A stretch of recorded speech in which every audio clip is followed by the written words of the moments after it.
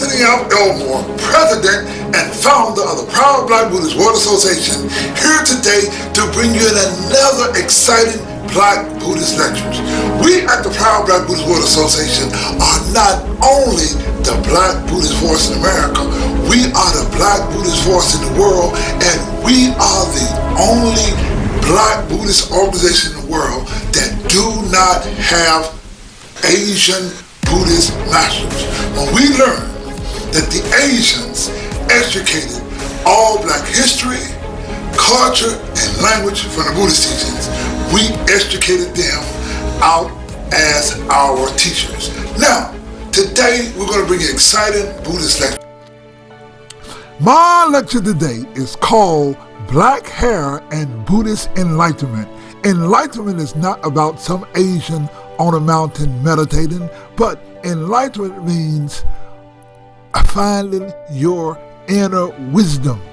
White people taught Black people that our hair, being kinky, coarse, curly, and nappy, was ugly.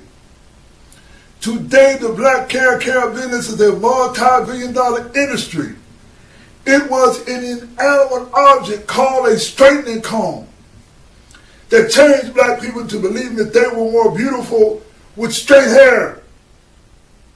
Let me tell you a little story. There was a guy by the name of Garrett Morgan. He was a self-educated guy, and he was an inventor, Garrett Morgan. And Garrett Morgan was trying to work on the sewing machine, because when the sewing machine was going fast into the wool, it would kind of cause the wool to burn. So Garrett Morgan was trying to find a lubricant to put in there to make it not be so abrasive. And so his wife called him in to come and eat. And so he wiped the lubricant off with a wool, with the wool, and he came back and he saw that this lubricant had kind of straightened out the fibers. He said, wow, what's going on here? And so what happened was, he found out that these chemicals he was using could straighten out the hair. So his neighbor had a dog with these curly haired dogs, and he used this stuff and straightened out the hair on the dog so much that the owner of the dog didn't know the dog, because the dog had straight hair, and Garrett Morgan had tried it on himself little by little.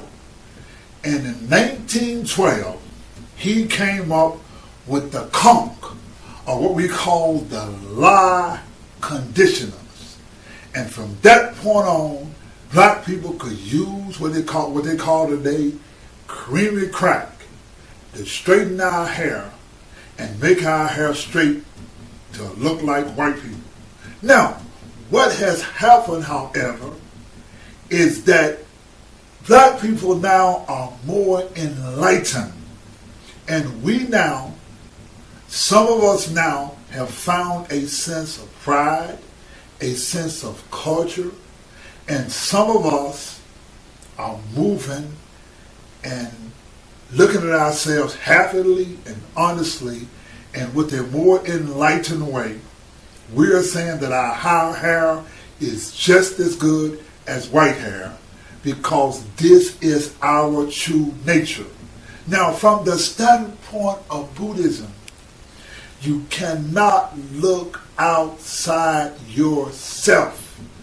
It's the same thing in Buddhism. We must begin to take an enlightened state of mind. True Buddhism is not looking outside yourself.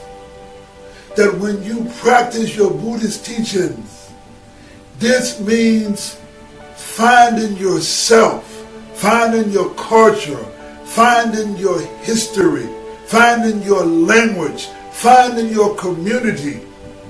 That is what it means to practice Buddhism. There you got it.